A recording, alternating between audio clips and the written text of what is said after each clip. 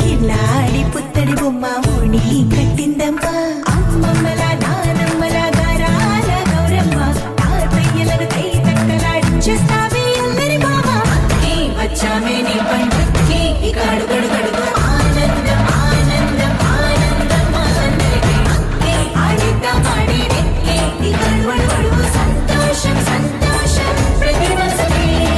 అల్లారు ముద్దు గుమ్మ మా ఇంటి లచ్చమ్మ పిల్లాడి పుత్తడి బొమ్మ ఓణి కట్టిందమ్మా.